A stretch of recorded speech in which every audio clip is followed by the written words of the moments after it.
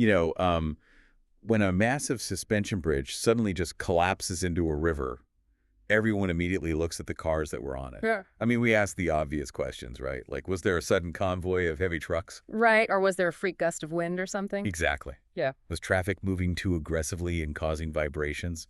We always stare at the most visible thing, the immediate, chaotic point of impact. Well, yeah, we're entirely conditioned to focus on that surface level event.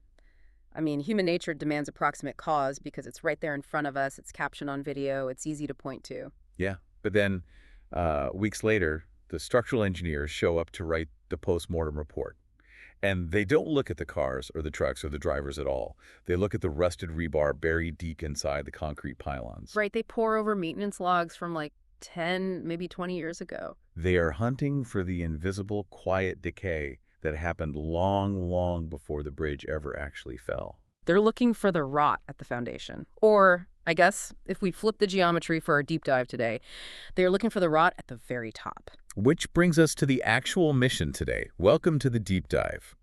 Our goal today is to unpack an incredibly provocative essay published in August 2026 under the banner of uncompressed thinking. Yeah, it's titled Calamity Begins at the Top by Lev Nemotin. And it poses a really challenging, honestly, somewhat uncomfortable premise for you, the listener, to chew on. Basically, when a nation or a society descends into catastrophe, does the failure begin with the everyday people, like the drivers on the bridge, or does it start at the top with the leaders who built it? Nemotin's putting forward a very specific, uncompromising leadership-first thesis here. The core idea is that while responsibility for a societal collapse might be, shared by everyone in a culture, that responsibility is not symmetrical. Right, so greater authority. Greater authority inherently demands greater responsibility.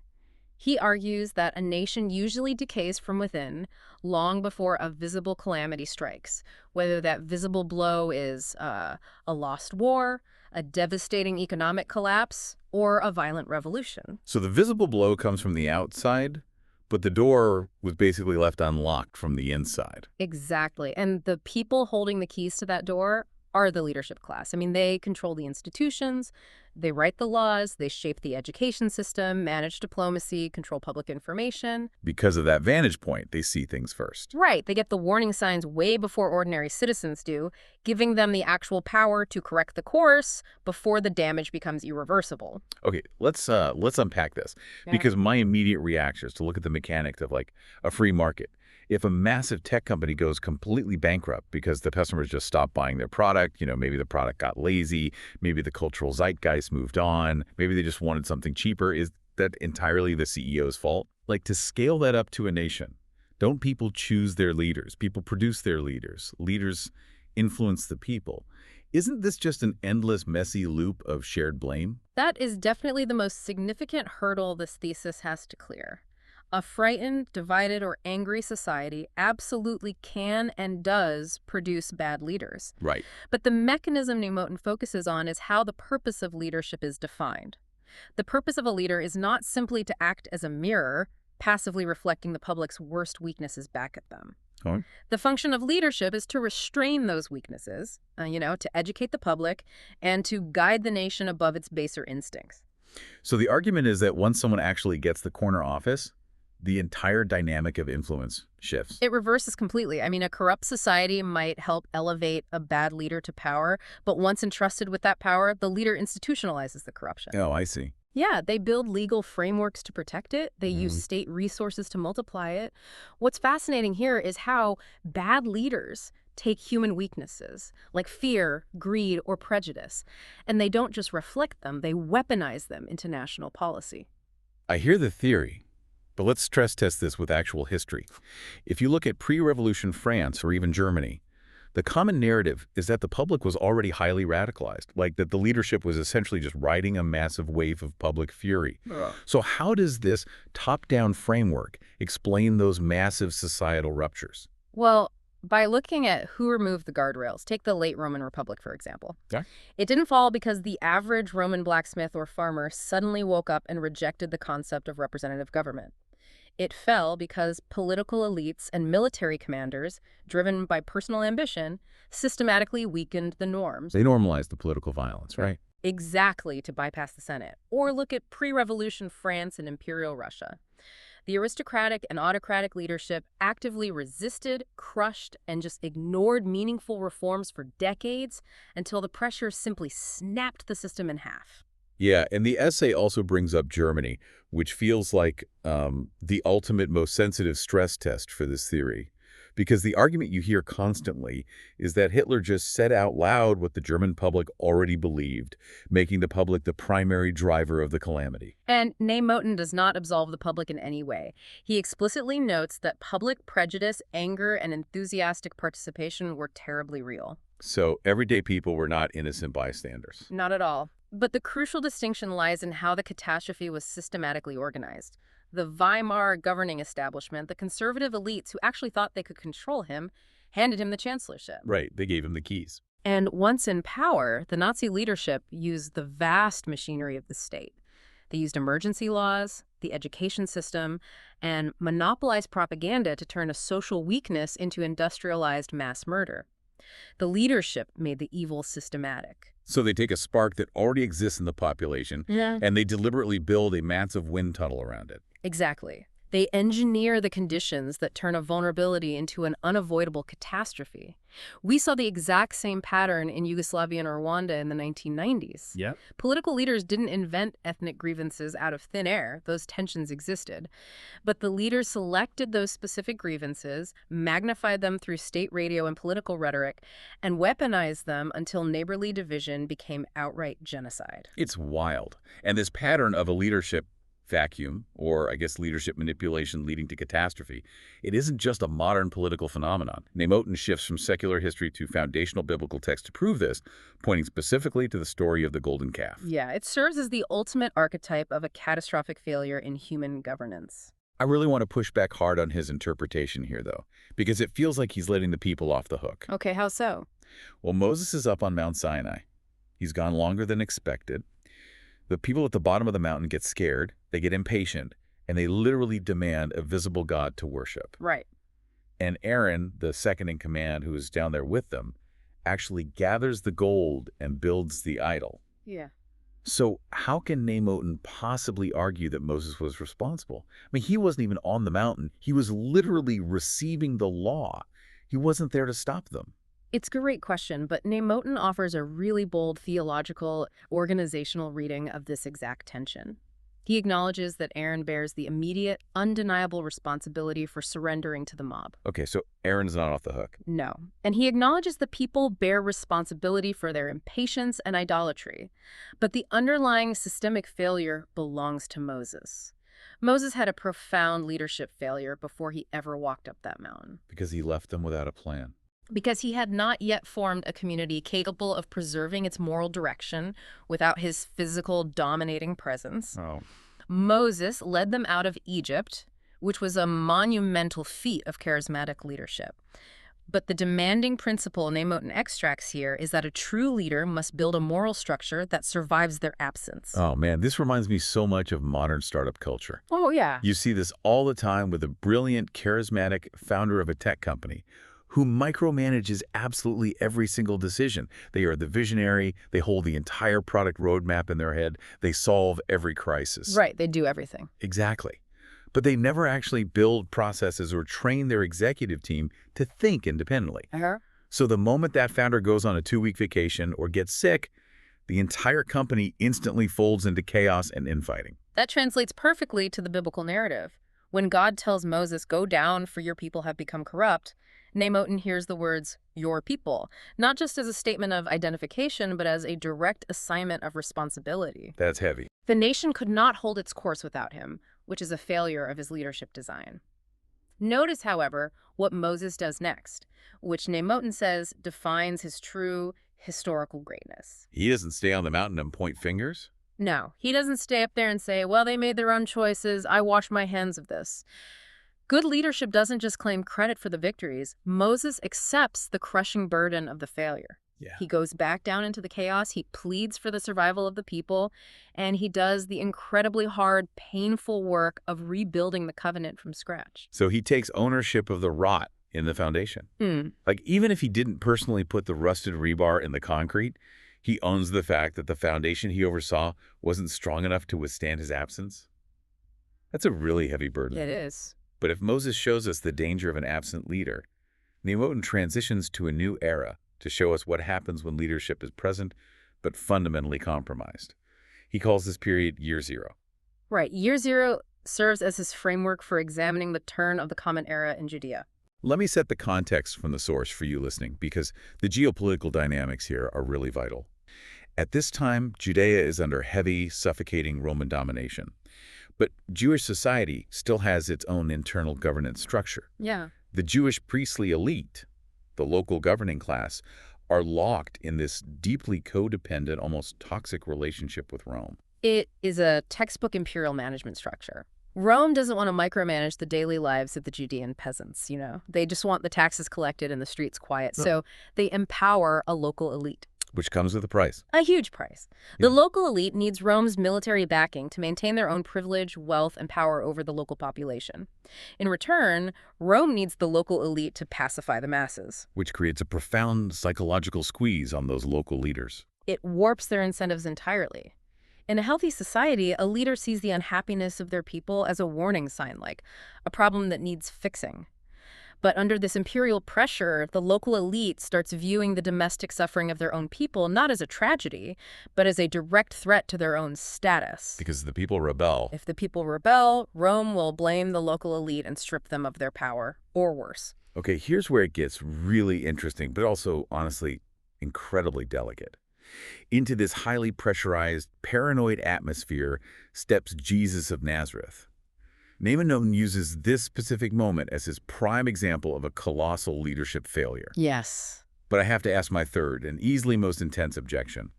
When Neimotin talks about Jesus as a warning to a corrupt establishment, are we blaming Jewish leadership for the rise of Christianity and, by extension, the centuries of horrific persecution that Jews faced from Christian states? We need to unpack this with extreme care, and Neimotin is highly precise in his wording to ensure we don't fall into dangerous historical tropes.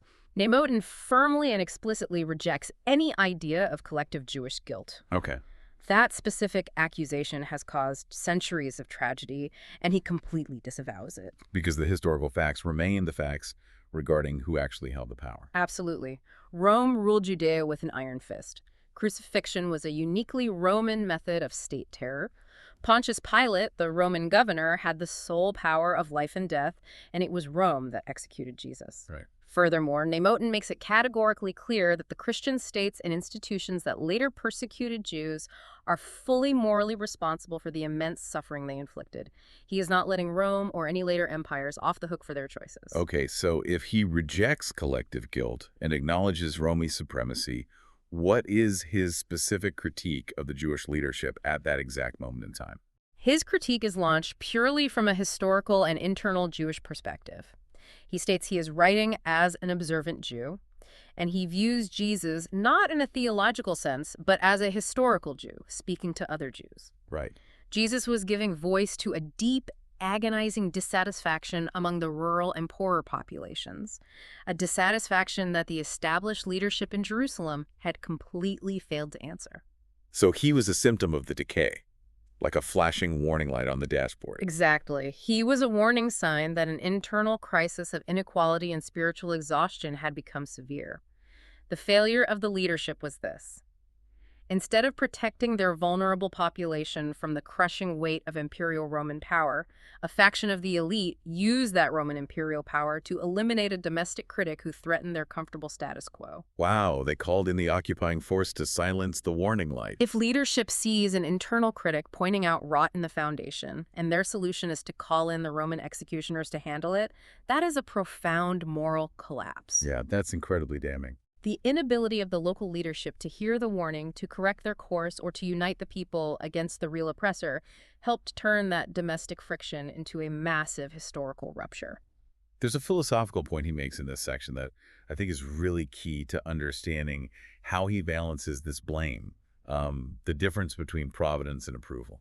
Yes, this concept is essential to his position, especially regarding historical tragedy. Neimotin argues, from a religious perspective, that nothing happens entirely outside of divine will, but that absolutely does not mean God approves of every evil act committed in history. Right. Just because it happened doesn't mean it was endorsed. Exactly the opposite. God might permit a massive movement or a cruel foreign power to rise as a historical test or a consequence of societal decay, but human beings are still the ones making the individual choices. Rome chose to execute. Yes, and later empires chose to persecute. Those actors remain entirely morally responsible for their cruelty, even if their actions fit into a larger historical pattern of consequence. So what does this all mean for you, the listener, today? We've explored the crumbling columns of ancient Rome, the burden of Moses in the desert, and the impossible squeeze of Judea under imperial rule. But Neimotin didn't just write this as an academic history paper. No, not at all. He points this thesis directly at the modern world. He points it squarely at America, though the mechanics apply to any modern democratic nation. He warns that strong institutions do not run themselves. We fall into this trap of thinking a brilliant constitution, a Supreme Court, or a robust set of laws is essentially on autopilot. Right, they're just magic words on paper. But they aren't. They require operators. They require leaders who are willing to respect those institutions, even and especially when violating the norms would offer a massive immediate political win. And when leaders stop doing that, Yeah. when they prioritize their own political survival or factional victory over the structural health of the system. We arrive at a concept from Jewish tradition that Neimotin brings up to explain modern decay. It's called sinat chenim. Yes. Sinat chinam, which translates to baseless hatred. There is a really powerful, haunting teaching in the tradition about the destruction of the Second Temple in Jerusalem. Yeah, share that. The texts note that right up until the walls were breached, the people were still studying text. They were still observing complex religious laws. They were still performing outward acts of charity. Everything looked completely functional on paper.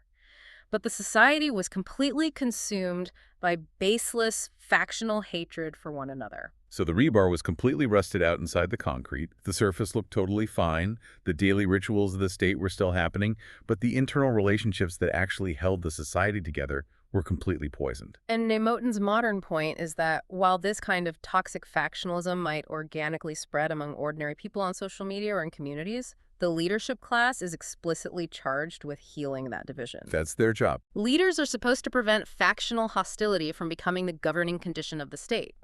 If leaders participate in the hatred, if they fundraise off it, if they profit from it politically, they aren't just failing to solve a crisis. They become the primary organizing force of the crisis. Which leads to his absolute teardown of what might be the oldest excuse in the book of leadership. Yeah. The ultimate political cop-out. The people wanted it. Oh, yeah. We had no choice. Look at the polling data. Look at the angry crowds in the town square. We're just giving them what they demand. It's such an easy out. But he dismantles this completely, exposing it as the deliberate manufacture of consent. Leaders use their massive platforms, their access to media, and their authority to validate and encourage the absolute worst instincts of the public fear, paranoia, greed, xenophobia. Right. They whip the public into a frenzy. And then, once the populace is radicalized, the leaders point to that very mood as the justification for their terrible actions. It's a closed-loop alibi. They strike the match, fan the flames, and then claim they have no choice but to throw gasoline on the fire because the people are demanding heat. It is the ultimate denial of the responsibility of power.